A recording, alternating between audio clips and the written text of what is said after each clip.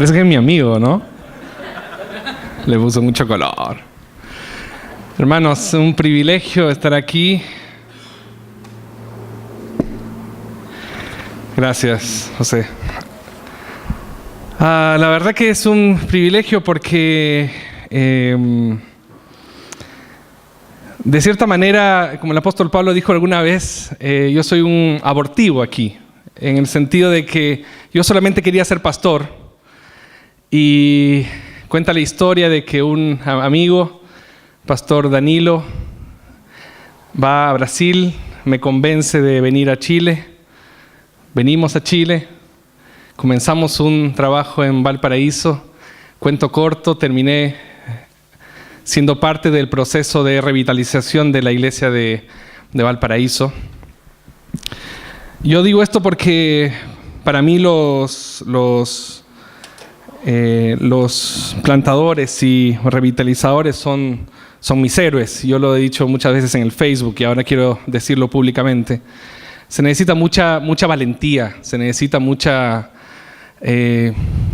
fuerza interior, una espiritualidad muy potente, una estabilidad emocional muy grande para ser plantador de iglesias y para ser revitalizador de iglesias. Entonces, siempre digo que para mí los que ahora están aquí y que lo son mis héroes, porque yo no me atrevería a hacerlo por iniciativa propia.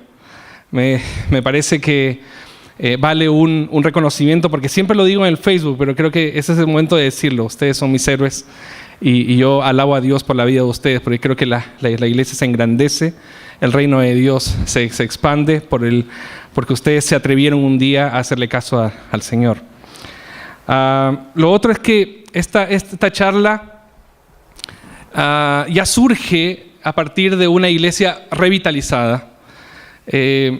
Haciendo un análisis con el consistorio de la iglesia, creo que nosotros ya estamos en un proceso, en una segunda etapa, entrando en una segunda etapa, en el que ya nos hacemos otras preguntas. Estamos repensando nuestra misión, estamos repensando nuestra postura misiológica, cómo vamos a replantear de aquí para adelante.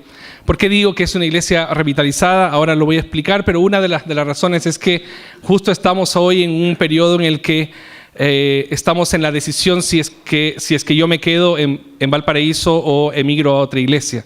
Entonces ya estamos en un momento en el que la iglesia puede tomar una decisión con madurez, en el sentido de que no dependa de una figura pastoral. Y lo otro es que tenemos suficiente camino para decir que financieramente podemos seguir adelante. Entonces, cuando pienso en este tema de revitalizando iglesias históricas, y me pregunten a mí cómo hicieron ustedes para revitalizar Valparaíso, la respuesta es que tengo más preguntas que respuestas, tengo más dudas que aseveraciones. Así que creo que hoy, más que una puesta en escena de decir, mira, lo hicimos así, creo que ustedes deberían considerar seguir este camino. En realidad es plantear algunas propuestas que creo que le pueden ayudar a usted a discutir en su fuero interno, en su fuero eclesial, algunos cambios, algunas confirmaciones, tal vez de lo que el Señor ya está haciendo en su vida y en la vida de su iglesia. Entonces quiero partir por ahí. Esto es una reflexión a partir de una sola experiencia, por lo tanto lo hago con mucha humildad y espero que pueda ser de edificación para una iglesia presbiteriana en el que no podemos tener, o mejor, no estamos en las condiciones, aún no lo estamos en las condiciones de tener en todas las ciudades del país iglesias como la Plantación 1, por ejemplo, que el pastor Jonathan nos deslumbra ayer con esa propuesta. Y yo digo, wow, qué valiente, qué novedoso. Pero nuestra realidad en nuestras iglesias son iglesias muy tradicionales, son iglesias muy históricas. Muchas de esas iglesias no quieren cambiar su propuesta litúrgica, no quieren cambiar su propuesta en cuanto a departamentos. Entonces, Valparaíso vivió ese proceso. Una de las cosas que produce la revitalización es la crisis. Entonces, Valparaíso sufrió varias crisis, pero tal vez, y eso es la parte que me tocó a mí, hubo un proceso de superación de situaciones pastorales anteriores complejas. Entonces, el hecho de llegar a una iglesia, yo lo había dicho también esto en otra conferencia, siendo no el mejor perfil para la iglesia, sino la alternativa que quedaba, porque no habían suficientes fondos, porque yo ya estaba ahí, entonces no hubo un proceso de selección en cuanto a ver si este corresponde al perfil. Entonces a mí me preocupa a veces los libros que uno va leyendo sobre el tema de revitalización y plantación, y siempre hablan de una figura. Creo que este proceso funcionó a partir de la concientización de un equipo, como lo plantaba Jonathan ayer, la consolidación de un sistema de gobierno que peligraba. Entonces dijimos, creo que esto puede ser parte de un proceso lento, pero que nos puede llevar, si lo superamos, a una iglesia testimonial de la gracia de Dios. Entonces, lo que vino después de eso fue ensayo y error. Y lo que vino después de eso fue la asimilación de distintos modelos, propuestas, libros, autores. Salía de un libro, entraba a otro, salía de otro libro, entraba a otro, iba a una conferencia, salía una, entraba, y al final era un sancochado en mi cabeza, era un charquicán, como le dicen ustedes aquí, una carbonada de cosas que tenía el plato, y así, ¿cómo lo hacemos? Entonces pensamos en una iglesia con una metodología y una planificación estratégica, y de cierta manera funcionó, pero no fue la respuesta. Después, iglesia simple, simplificar los procesos de la iglesia, funcionó medianamente, y al final terminó siendo una mistura, una mezcla. Cada iglesia es un modelo. Cada iglesia es una experiencia. Y es una experiencia espiritual, es un mover del Espíritu. En este sentido, entonces, yo creo que todo lo que pasó después fue intencional. Es decir, hubo un crecimiento institucional, hubo estrategias, hubo propuestas. Hasta hace un tiempo yo pensaba de que eso no era así, y yo me resistía orgullosamente a pensar que esto fluía. Y en realidad no, nosotros tuvimos un plan a 5 años con una estrategia muy clara de crecimiento, una estrategia muy clara de consolidación. Algunas cosas funcionaron, otras no. Pero todo lo que yo voy a plantear aquí tiene que ver con la intencionalidad. Nosotros sí lo pensamos, pero lo pensamos para Valparaíso. Hicimos una radiografía de Valparaíso y lo pensamos para esa iglesia en sí. Una de las cosas que nosotros nos fijamos es que nosotros debíamos recuperar uno de los principios fundamentales de una iglesia reformada, que va más allá del dogmatismo autoritario, va más allá de la soteriología como el elemento de moda o el elemento que nos nuclea a la mayoría de nosotros, sino que comenzamos a plantear la palabra de Dios en todos sus aspectos, con todos sus temas. Entonces pasamos por un sinfín de temas, pero desde la palabra de Dios fue la recuperación de la centralidad de la predicación y la enseñanza de la palabra de Dios. Eso fue central. Yo tengo que partir por ahí. El tema de la predicación, de entrenar personas en la iglesia que puedan predicar la palabra de Dios, es innegable de que la figura central de predicación en lo que respecta a mí era esperado domingo a domingo, pero eso se fue superando en el proceso, porque consolidamos una iglesia que tenía o comenzó a elevar su expectativa en relación a la predicación. Lo otro que nos dimos cuenta y que nos pareció interesante también plantearlo para Valparaíso es que, ¿cómo están? Qué bueno verlos. Jonathan, Priscila, que es su cumpleaños también. Somos amigos.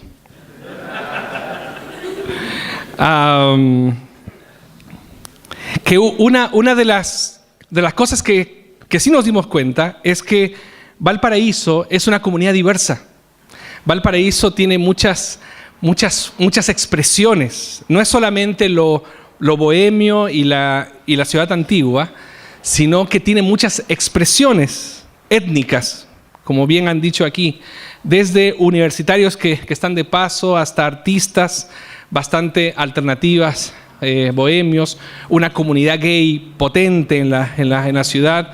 Entonces nosotros nos planteamos en que ya que no teníamos el suficiente coraje tal vez, pero después las suficientes razones misiológicas para plantar nuevas iglesias en este proceso, entonces nosotros dijimos, acojamos y seamos una comunidad diversa, transversal, inclusiva. O sea, y nosotros nos planteamos esa postura con mucho riesgo, porque los libros nos decían, no lo hagan, porque hay iglesia para todo, no lo hagan. Y nosotros decíamos, es que lo queremos hacer.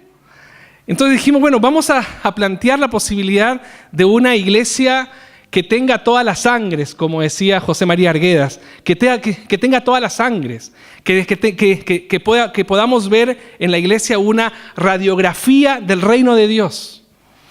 Y darme cuenta que eso funcionó por la conformación, por la composición de una ciudad que respira eso.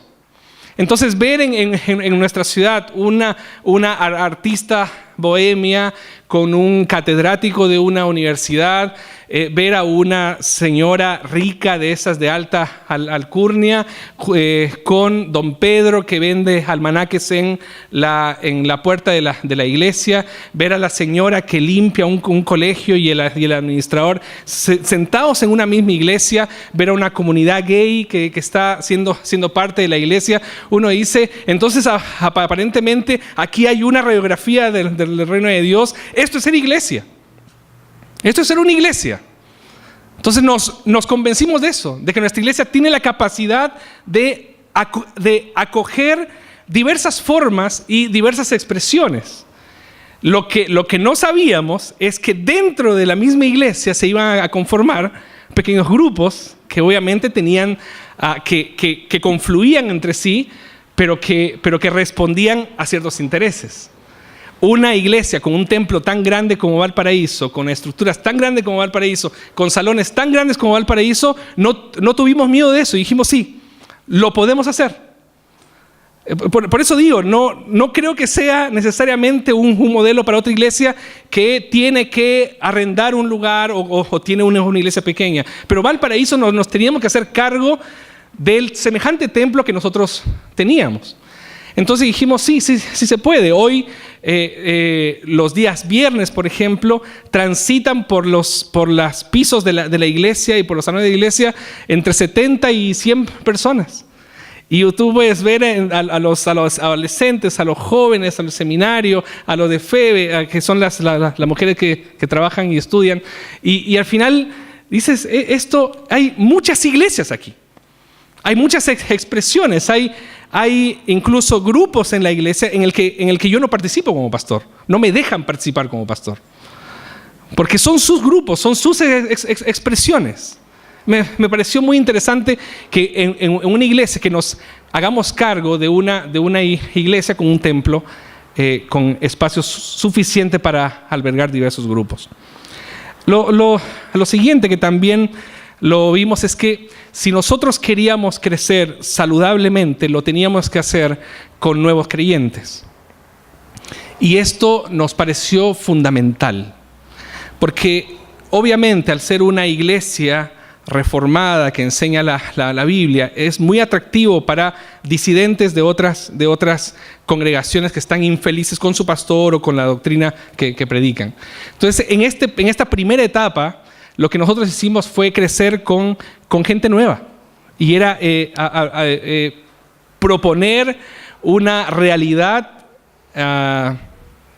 eclesial distinta, el tema del discipulado, el tema del involucramiento pastoral uno a uno. Y creo que eso dio resultado porque la iglesia terminó siendo una iglesia muy saludable, terminó siendo una iglesia sin vicios, porque no venían gente de otras iglesias con vicios de otras iglesias, sino nosotros conformamos nuestros propios vicios. Pero unos vicios que teníamos todo el derecho a tenerlos, porque éramos una iglesia que estaba renaciendo en un templo antiguo. Teníamos todo el derecho a tener en cierto momento nuestros vicios, pero no asumir los de otros. Solo que ahora estamos en una segunda etapa, en el que ya somos iglesia, ya somos una iglesia con todas las estructuras listas y dispuestas. Entonces sí somos mucho más atractivos ahora para este nuevo movimiento global de migración de los jóvenes pentecostales o neopentecostales o familias enteras que están migrando, están descubriendo las doctrinas de la gracia, están migrando de iglesias neopentecostales o pentecostales hacia nuestra iglesia. Y hasta ese momento, hasta el año pasado, nosotros teníamos que cada vez que aparecía alguien en mi oficina, ya era famoso el discurso. Aparecía alguien en mi oficina y le decían, ¿sabes qué? Reconsidera tu posición, sigue buscando otras iglesias, vuelve a tu iglesia, reconcíliate con tu pastor, busca otra iglesia, por favor, no vengas. Las puertas están abiertas para que nos visites alguna otra vez, pero por favor, no. Y siempre lo decíamos una y otra vez.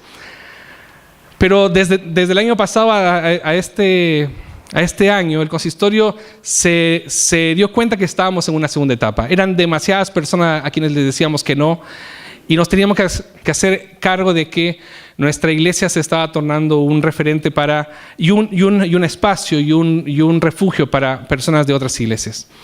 Entonces decidimos aceptar casi masivamente el tema. Llegaron en este tiempo, habrán llegado 20 personas, 30 personas en solo este año, migrando de iglesias de otra tradición. ¿Cuál es el desafío que se plantea? No perder la identidad teológica reformada. Porque con la fuerza que vienen, muchos de ellos no son laicos de la banca, muchos de ellos eran líderes, pastores. Tengo 2 expastores en la iglesia. Entonces, vienen con una fuerza y una necesidad de servir, de hacer cómo lidiar con eso. Estamos en esa etapa. Pero hasta ahora nos ha ido bien. El no transar ciertas cosas, ciertos valores de nuestra iglesia. Lo otro que nos pareció justo para esta iglesia es que esta iglesia deje de ser una iglesia conocida por ser una iglesia de viejos. Entonces, con mucho respeto para quien se sienta aludido, pero nos pareció de que este tiempo teníamos que construir una nueva generación. Entonces tenía que ser multigeneracional, y eso fue intencional. Eso sí lo pensamos, eso sí lo planificamos. Nos equivocamos, más que nos equivocamos, no funcionaron dos intentos, y a la tercera fue la vencida, y finalmente podemos decir, tenemos un grupo de jóvenes, y es muy interesante porque el otro día en un culto claramente eran más jóvenes que adultos o personas con mucha experiencia, y yo lo tuve que decir a la iglesia. Porque claramente era una iglesia con más jóvenes y eso me parece interesante porque todos ellos todavía no son miembros. Están haciendo catecúmenos muchos de ellos. O sea que lo que viene ahora en adelante va a ser una iglesia con una perspectiva completamente distinta, que me asusta, pero que también me genera una alta expectativa. O sea, ¿qué va a pasar con esto? Porque claro, las primeras decisiones eran parte de las 10 personas que nosotros teníamos en la iglesia. Y las decisiones posteriores fueron parte de los hermanos nuevos que fueron llegando, pero las decisiones que vendrán el próximo año ciertamente van a tener una tendencia bastante sorpresiva. Y bueno, y hay que estar preparados para eso. Pero este tema de una congregación multigeneracional me parecía importante que nuestra iglesia recuperara. Lo otro que también fue algo muy interesante a plantear es que sí hay personas que buscan iglesias con liturgias tradicionales y nosotros respondemos a ese público. Hay personas que están cansadas de no saber cómo cantar lo que el grupo de alabanza plantea aquí. Y eso nos pasa transversalmente, no solamente en las iglesias neopentecostales. Entonces, a veces la gente que ha venido a la iglesia es, al fin tengo una iglesia donde yo puedo cantar congregacionalmente. Entonces, y ese tema del piano, con el te, como decía Jonathan Guerra, a ti, Señor, y todo ese tema, a algunas personas les parecía, a mí en lo personal, yo si me dieran a mí la facultad, como la Constitución de la Iglesia me lo da, pero aún así, si me lo dieran a mí y yo asumiría, yo cambiaría muchas cosas de la liturgia. Pero tenía que asumir que Valparaíso tenía una identidad litúrgica. Entonces, y me sorprendía cuando venía personas y me decía, al fin un himno. Y al fin un himno como tiene que ser cantado. Y yo decía, ¿y usted viene de otra iglesia? No, yo no soy creyente, pero estaba buscando una iglesia que pareciera una iglesia. Entonces me parecía sorprendente que personas que no eran creyentes estuvieran buscando, a pesar de la crisis de institucionalidad, estuvieran buscando espacios rígidos, estructurados, tradicionales. Entonces hay un público al que nosotros respondemos. Claramente hay un público al que nosotros no respondemos y no nos hacemos atado por eso. Yo ciertamente cuando alguien viene y dice, en verdad, no me siento en este culto, bueno, tiene a 2 pasos IPA, que es la comunidad anglicana, y si vive en Santiago tiene a 1. Entonces, le invito a retirarse con alegría. Y vaya expectante, porque creo que nuestra misiología tiene que ser diversa. Y nuestra forma de presentar el Evangelio también. Y creo que nosotros respondemos a una forma. Entonces, creo que lo que sí, obviamente, le dimos algunos toques, algunos aspectos contemporáneos, didácticos.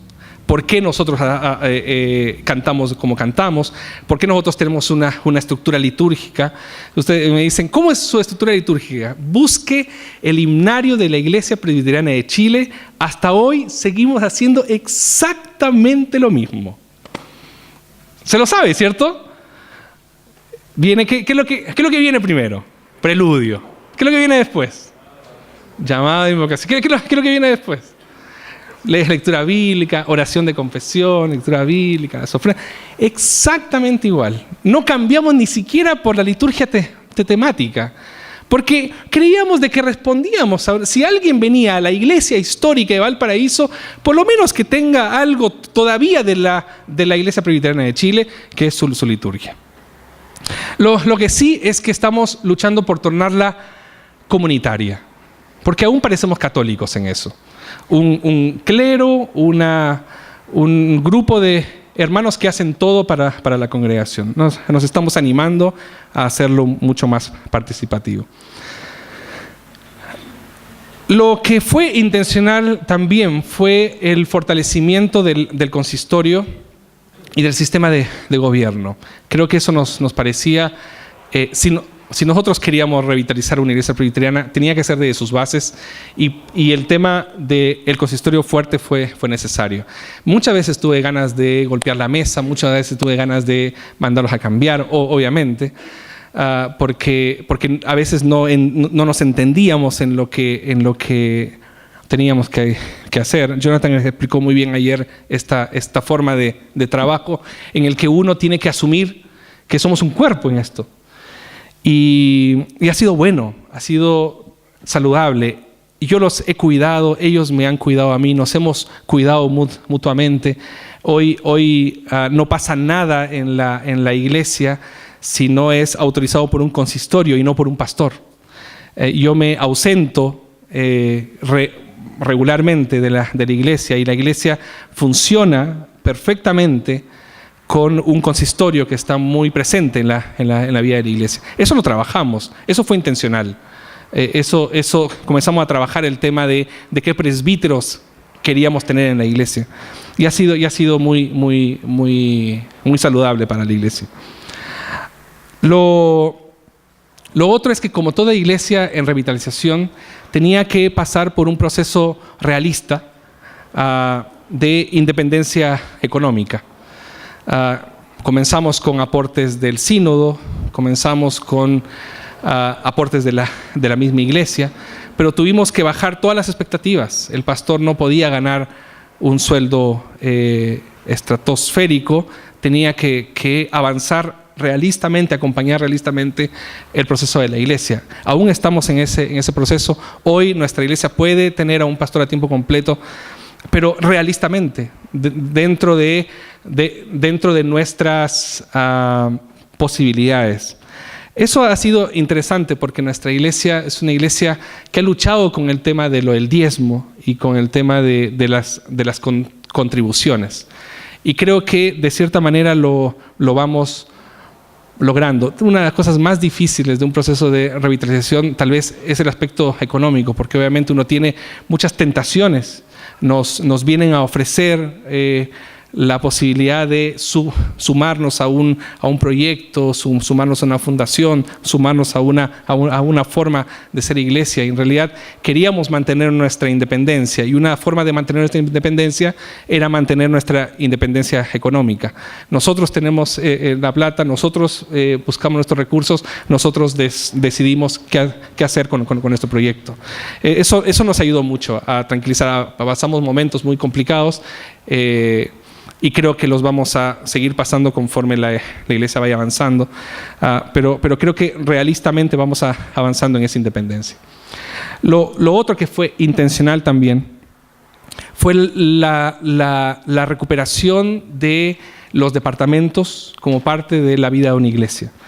Todas o casi todos los libros de revitalización y plantación hablan sobre la desestructuración de esto. Y la verdad que nosotros decíamos, no, queremos hacerlo, a ver cómo funciona. Uno de los libros que nos ayudó a pensar de que sí era posible fue Iglesia Simple, en este sentido, en darle más autonomía a los departamentos y no complejizar sus procesos de desarrollo interno. Entonces, eso nos ayudó mucho, porque entonces lo que hicimos fue profesionalizar, entre comillas, o darle mucho poder a los departamentos, pero con líderes que se mantengan durante el tiempo.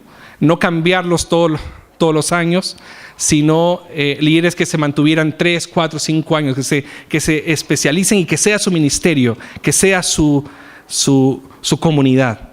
Y eso sirvió mucho.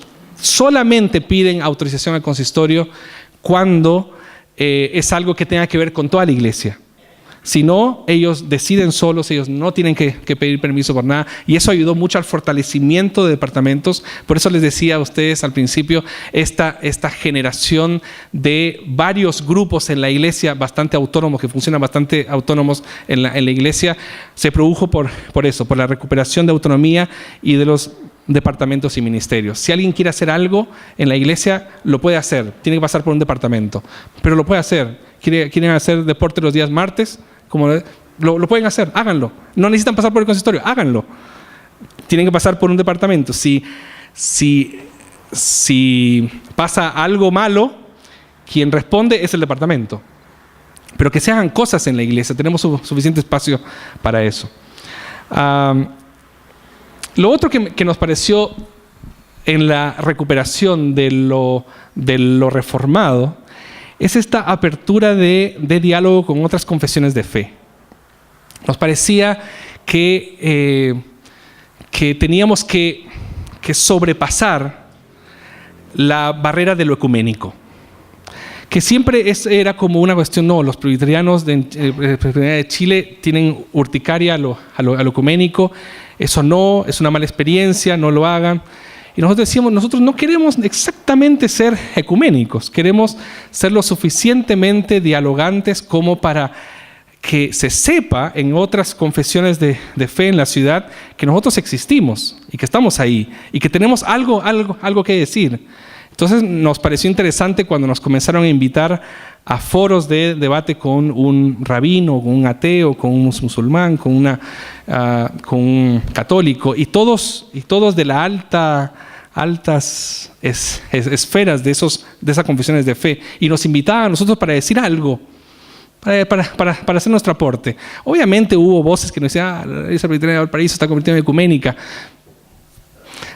No nos interesaba mucho lo que se opinaba, nos parecía interesante este diálogo, parecía muy interesante esto que se atrevieran a invitarnos y creyeran de que la Iglesia Presbiteriana, como históricamente lo ha sido, tuviera algo que decir.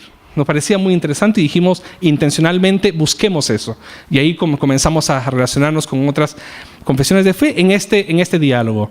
No hemos llegado a hacer ni cultos en conjunto, ni nada de eso. No se confunda el tema, sino de poder simplemente dialogar. Y nos parecía interesante porque era una forma de plantar el evangelio en otros lugares, de personas de que iban a encuentros macroecuménicos y les parecía interesante la propuesta del pastor. Entonces, ¿por qué no voy el domingo a visitar a este pastor que dijo algo que me pareció interesante? Un par llegaron a la iglesia así. Otra cosa, y es lo último antes de pasar a lo que quiero decir en esta charla, es que estamos en un proceso de recuperación de la presencia de nuestra iglesia. Algo que varios de mis amigos me decían y que a mí me costaba entender. Tú tienes que convertirte, ustedes tienen que convertirse en el pastor de la ciudad, en el párroco de la ciudad, en el religioso de la ciudad, si hay alguna actividad en la ciudad de bendición a una pared que siempre hacen en alguna inauguración de un hospital, a quien tienen que invitar es al pastor de la Iglesia Presbiteriana de Valparaíso, su consistorio tiene que apoyar eso. Al principio no lo entendía, hasta que poco a poco en este diálogo interconfesional, en esta posibilidad de salir un poco de la iglesia, comenzaron a llamar y decir, queremos, sí. Sí, obvio, sí, dale. Sí, dale nomás, por favor. Necesitamos el auto patente B larga, B corta, P,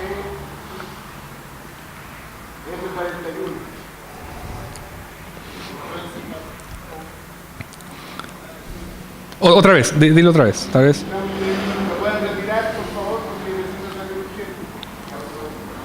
¿Es un autoplomo? Parece que ahí va el hermano. Perfecto. Y nos parecía interesante que se recuperara esta idea, que fue la idea de Trumbull. O sea, ¿qué otra persona mejor que expresar eso que Trumbull? Él fue el pastor de la ciudad. Entonces nos parecía interesante esta recuperación. Poco a poco lo hemos ido consiguiendo, pero fue también naturalmente como parte del posicionamiento de la iglesia en la ciudad. Hasta ahí. Hay muchas otras cosas más, falencias y todo eso. Pero aquí viene ¿a dónde vamos? ¿Qué es lo que nosotros tenemos que seguir haciendo? Nos han dicho, obviamente, que la forma de continuar es plantando iglesias. Y claro que es una alternativa. Debe ser una alternativa. Pero hasta cierto punto nos cuestionamos qué tan central debe ser eso. Esa es nuestra preocupación. Por eso le decía, tengo más dudas que certezas, tengo más preguntas que respuestas. Y ciertamente lo que escucho en esta conferencia me ayuda en esta clarificación de lo que tenemos que hacer. Entonces, nos planteamos hoy, lo que nos estamos planteando hoy, es la recuperación del concepto de Missio Dei. Al final, ¿qué es lo que Dios quiere?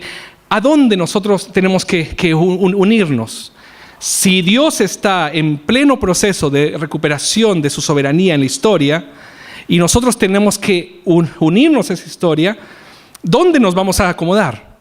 Esa es nuestra pregunta. Entonces, yo creo que la iglesia existe por su participación en la misión reconciliadora de Dios con su creación. Eso lo tenemos claro, tenemos que ser parte de este proceso.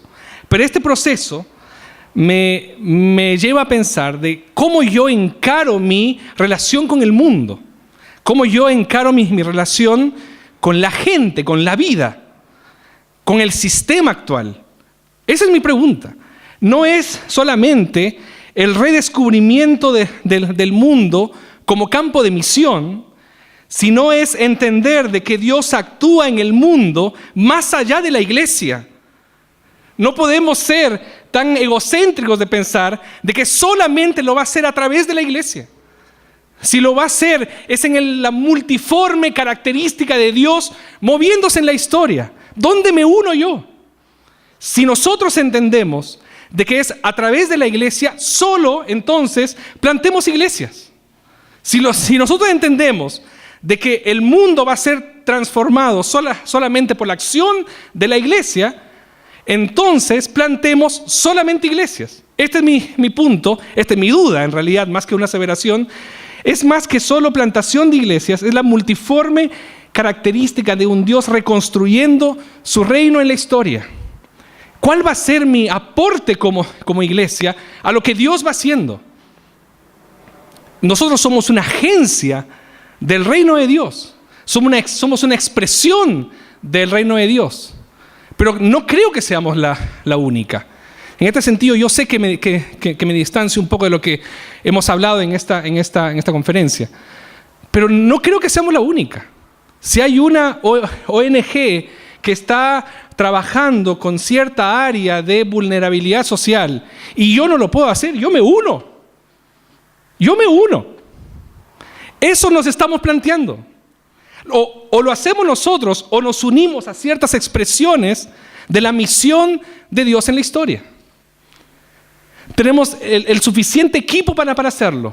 Tenemos las suficientes profesiones y vocaciones en la iglesia para hacerlo. ¿Qué es lo que tengo que hacer?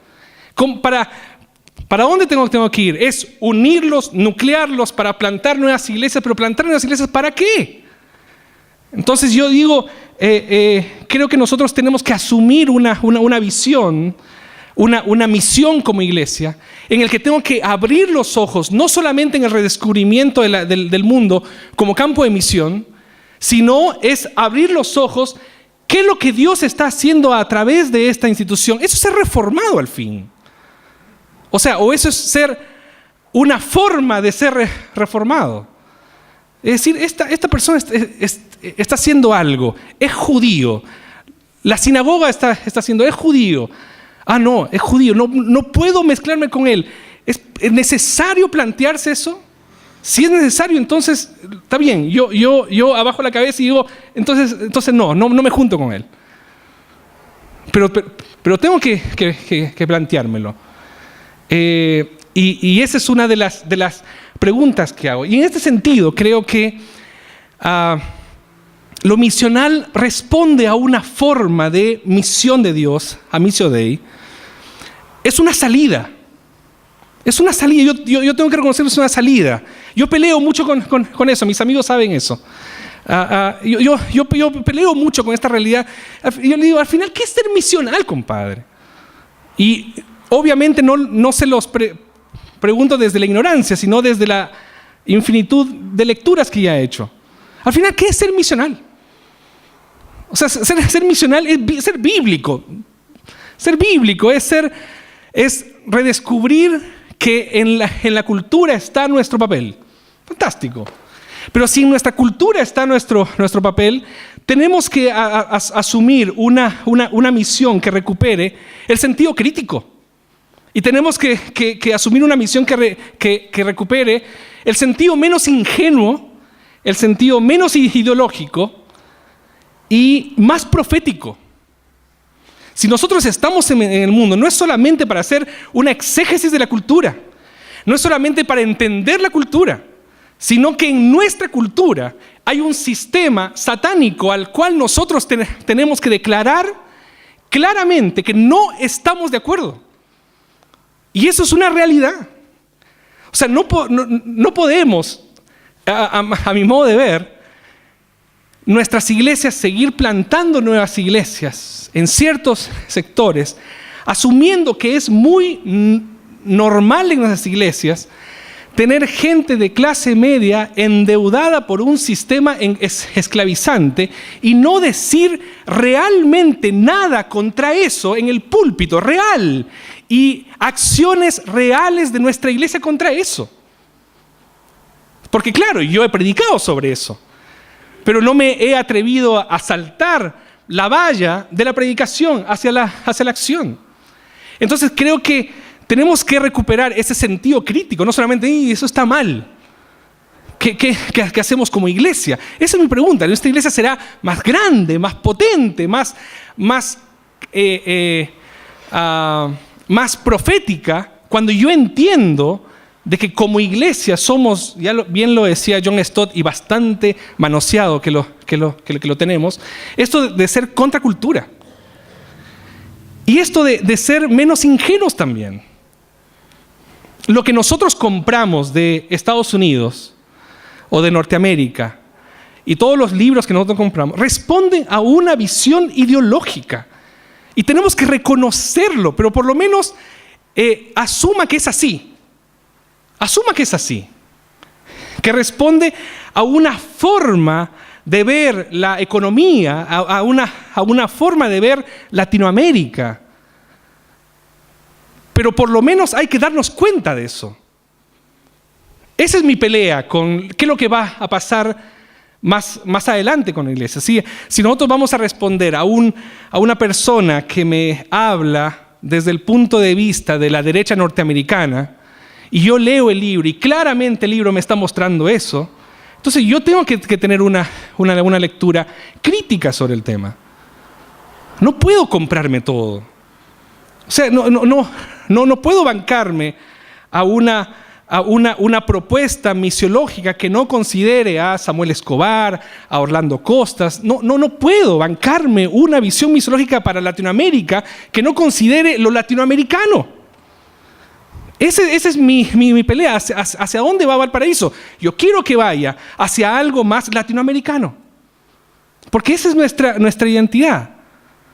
Entonces, asumir modelos acríticos desde una experiencia lejana que no entiende nuestra realidad, me parece muy ingenuo, me parece que no respondemos a una realidad crítica hacia lo ideológico y me parece tristemente que no tenemos predicaciones proféticas en nuestras iglesias.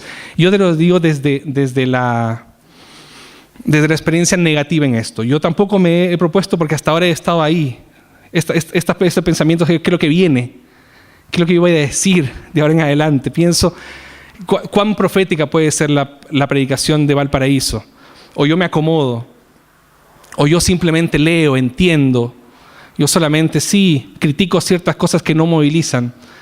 Pero entonces ahí es donde yo tengo que plantearme la revisión de la misiología de los años 70, 80, de nuestros padres, de nuestros abuelos, cuando iban a las poblaciones a plantar iglesias y no lo hacían con fondos extranjeros y me dicen a mí, me cuentan a mí, es posible. Yo les digo, no es posible y me dicen, sí es posible plantar iglesias sin plata, es posible. Yo le digo, no es posible. Me dicen, sí es posible, en eso estamos.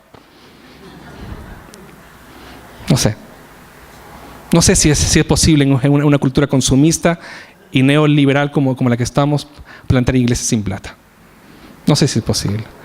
Pero quiero creer de que el reino sobrepasa eso. Quiero creer que la misión de Dios va mucho más allá que eso. Entonces, ahí es donde yo comienzo a repensar este tema del concepto de revitalización. Claramente, ya está claro, que revitalización se produce en el encuentro con nuestra identidad reformada, en diálogo con la cultura y una renovación espiritual de la iglesia. Eso está claro, ¿cierto? Eso es lo que pasa. Eso es lo que ha pasado por lo menos en Valparaíso. Y yo creo que cuando una iglesia se revitaliza, recupera el espíritu de la reforma. Esto revolucionario de pensar de que no es la lucha de un dogma, sino es la recuperación de la entrega de la palabra al laicado, es la recuperación de la liturgia participativa, es esta idea de que la palabra de Dios, esta autoridad para mi vida, no solamente es inerrante, no solamente es infalible, es autoridad para mi vida, es autoridad no porque sea inerrante, es autoridad porque viene de Dios, y si es autoridad porque viene de Dios, en lo ético tiene que verse reflejado en la praxis claramente en una iglesia. Creo que cuando una iglesia es revitalizada, es una iglesia que entiende la fuerza, el poder y la transformación de la palabra de Dios en la vida de la iglesia.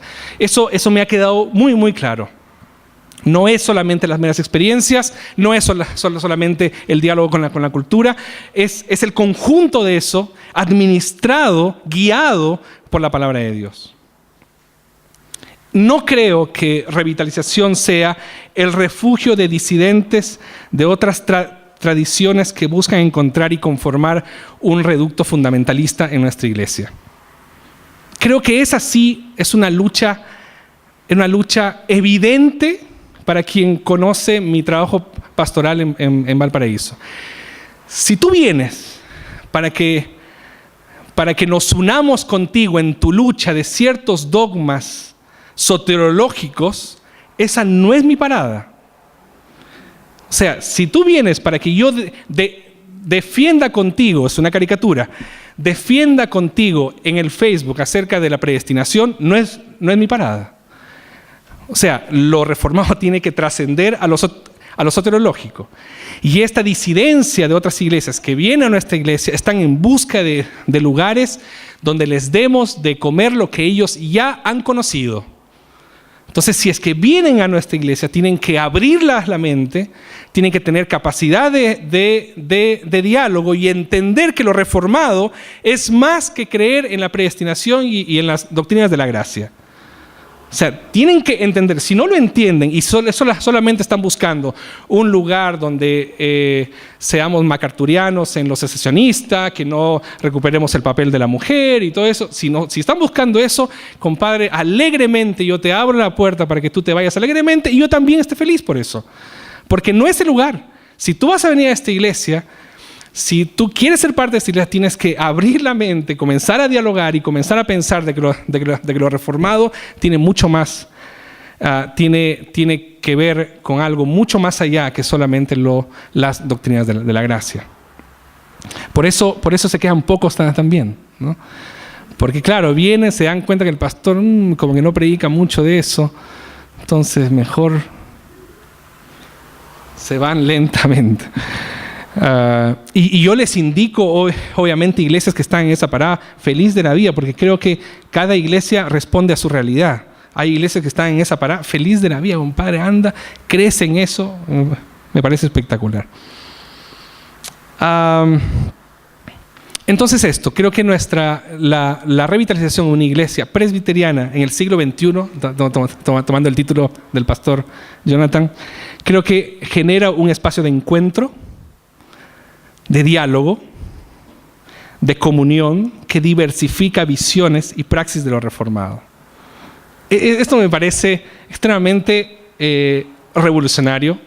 Tal vez lo es revolucionario solamente para mí, pero eso de converger en la iglesia diversas formas de pensar, diversas formas de creer y que están dispuestos a ser parte de una misma comunidad en esa diversidad, lo encuentro tremendamente revolucionario. Esta forma de hacer las cosas y decir, lo puedes hacer, démosle, sabes que esto me parece que puede chocar con esto, mejor pensémoslo para más allá. Esta idea de encuentro, diálogo y comunión me parece extremadamente importante para un proceso de revitalización. Entonces, es una iglesia con una realidad que entiende y asume el carisma como una expresión del Espíritu. Tengo una opinión muy personal. Creo que no existe una revitalización sin la expresión de los dones. En ese sentido, lamento mucho a quien está yendo a mi iglesia y ha creído en algún momento que soy cesacionista. No lo soy. Creo que la iglesia también ha asumido esta postura. O sea, no hay revitalización sin una fuerza carismática en la iglesia. Y no estoy hablando de lo pentecostal, de una fuerza carismática, transformadora, que va llevando a la iglesia a niveles de espiritualidad muy altos. Creo en esa realidad. Creo en la manifestación de los dones. Nos podemos poner a discutir sobre el tema del don de lengua, el don de milagros, pero yo lo resumo en esto. Que no nos pase que si ocurre un milagro sobrenatural en un culto de nuestra iglesia, que no hagamos reunión de consistorio. Creo que me parece que si nosotros hacemos reunión de consistorio es porque no hemos entendido esta fuerza carismática del Señor. O sea, pasa algo especial en la iglesia, es parte del mover del Espíritu en la iglesia. Y bienvenido sea, Señor, parece que te estás moviendo y no lo entiendo. Qué bueno que no lo entiendo. Entonces vamos a ir aprendiendo en el camino. Y una revitalización visualiza una reacción estratégica que supere el consuelo de ser calidad y no cantidad. Sí creemos en el crecimiento intencional. Creo que sí pueden haber estrategias que pueden fallar porque no dependen absolutamente de nosotros. Pero sí creemos en que hay cosas que la iglesia tiene que hacer para seguir creciendo numéricamente. No nos consolamos es que somos pocos pero buenos. No, creo que una iglesia que crece en calidad, crecerá en cantidad también. O sea, si hay una iglesia donde Dios quiere poner a sus nuevos hijos o a sus nuevos convertidos, nuevos llamados, sus nuevos elegidos, para que crezcan, ciertamente va a elegir a una iglesia donde se enseñe la palabra de Dios y intentemos ser fieles a Él. Por eso creo que si crecemos en calidad, creceremos también en cantidad. Sí, creo que tiene que haber una reacción, no necesariamente una planificación, porque ya hemos comprobado de que eso ciertamente trae más frustraciones que otra cosa, pero sí reacciones estratégicas para entender el mover del Espíritu. Y entonces, sí creemos en la Iglesia de Valparaíso que revitalización incluye o refuerza la idea de comunidad inclusiva en la búsqueda de ser una comunidad heterogénea, diversa y transversal. Eso es extremadamente difícil. Muy difícil, porque obviamente no todos estamos acostumbrados a acoger al diferente, ¿no? No estamos acostumbrados a acoger al que piensa distinto, al que se viste distinto, al que actúa distinto. Esto ha sido todo un desafío para nuestra iglesia, pero sí vamos a ir avanzando en esto. Creemos en una comunidad inclusiva, desde los medios de gracia hasta la participación en los cultos, hasta en la participación de los ministerios de la iglesia. Creo que esta recuperación de la comunidad inclusiva, entiéndase bien comunidad inclusiva como todos aquellos que son llamados por el Señor a pertenecer y asumen el proceso o asumen la realidad de entrar en un proceso con el Señor. Y antes de pasar al final, que no podemos, y esta es mi pelea, creo que solitaria, bastante solitaria, que no podemos pensar en revitalización latinoamericana sin rescate de la participación de la mujer, más que en el logo, la inclusión y la participación del pobre, el indígena y el afro-latinoamericano. o el afroamericano. No puedo pensar en una rehabilitación real, atingente, contingente en nuestra realidad latinoamericana si yo no considero estos aspectos. Me parece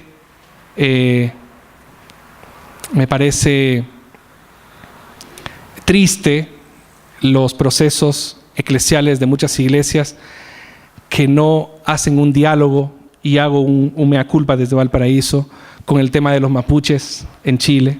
Me parece que nosotros tenemos que responder, es nuestra realidad, con el tema del pobre, de las poblaciones, porque Dios se sigue moviendo en los basurales, Dios se sigue moviendo ahí donde nuestras iglesias no están llegando y solamente llegan con una canasta de amor. Creo que nuestra iglesia tiene que comenzar a pensar en el indígena, tiene que comenzar a pensar en el afro latinoamericano. Somos iglesia latinoamericana cuando comprendemos eso. Entonces, finalmente, ¿qué es revitalización? Y con esto termino. Hay una cuña, un logo, un nombre que le hemos dado a esto, y es Avivamiento Reformado Carismático Tradicional. Eso sería, hermano.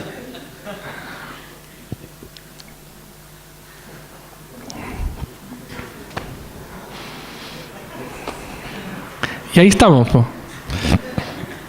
Avivamiento Reformado Carismático. Si yo tengo que decir, ¿qué ha pasado en Valpo? Un avivamiento reformado, carismático, tradicional. ¿Y cómo se come eso? No tengo idea. Estamos intentando digerirlo solamente. Entonces, algo así, ¿por qué yo no he usado a propósito? A pesar de que podría intentar forzar exegéticamente algún texto, no tenemos bases bíblicas para revitalización. He leído harto sobre eso, ¿no? Y no hay. Todas las propuestas exegéticas sobre revitalización no me han convencido. Desde la exégesis, no desde lo ideológico, no desde lo sistemático, desde el vértigo exegético. No hay base bíblica para la revitalización. Por lo tanto, estamos frente a un avivamiento porque algo está pasando en la Iglesia Presbiteriana de Chile. Algo está pasando. O sea, de aquí a un tiempo para acá, lo que está pasando es increíble entre plantaciones y revitalizaciones, y lo que está pasando en otras partes del mundo es un avivamiento. No tan estrambótico y no tan espectacular como otros avivamientos en la historia, pero claramente se va asomando una idea de avivamiento. Jonathan Edwards, Wesley, los pentecostales en 1900 aquí en Valparaíso. Algo está pasando en la iglesia reformada actual, hay un avivamiento. O es algo nuevo que no se llama avivamiento, que se llama revitalización de iglesias. No sé si es un nuevo mover del Espíritu. Hasta ahora nos hemos quedado con avivamiento, por eso le pongo avivamiento sin miedo a ser feliz. Avivamiento. Me parece que es un nombre transversal y altamente aceptado. No me atrevería a llamarlo de otra manera, pero me ha costado encontrar algo en Ageo, cuando el Señor despierta el Espíritu. El Señor despierta el espíritu de los líderes y hasta escribió un libro sobre eso. Paso el dato. Sale en octubre. Pero no puedo sacar de ahí necesariamente bases bíblicas para un proceso claramente bíblico de revitalización. Solamente en la Biblia se encuentra bases bíblicas para avivamientos espirituales. Por lo tanto, si nosotros decimos que hay un avivamiento, ok, entonces podemos encajar lo exegético ahí. Pero si es algo nuevo, es muy difícil de explicarlo. Entonces, reflexiones finales, y con esto realmente termino. Nuestra teología y misiología debe ser revisado constantemente desde lo latinoamericano. Humildemente lo considero para mi propia realidad. Y voy a dejar la próxima pregunta y me retiro lentamente. Después de este mover del Espíritu, de plantaciones y revitalizaciones, ¿veremos iglesias en las poblaciones o seguiremos creyendo que ser presbiteriano responde solo a ciertos sectores de la sociedad?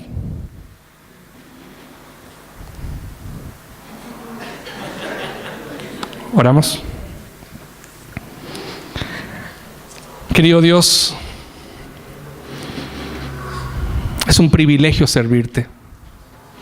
Es un privilegio, una honra que tú nos llames a personas no capacitadas para un trabajo tan grande y tan especial. Gracias, Señor, porque hacemos lo posible por entender lo que tú haces. Pero qué bueno es consolarnos en el reconocer que no lo vamos a poder entender. Porque tu Espíritu trasciende eso, porque tu misión trasciende nuestra iglesia. Gracias, Señor, por darnos el privilegio de ser parte de lo que tú estás haciendo en este país, en esta iglesia. Qué privilegio para nosotros. Gracias, Señor, por darme también este privilegio. En el nombre de Cristo Jesús. Amén y amén.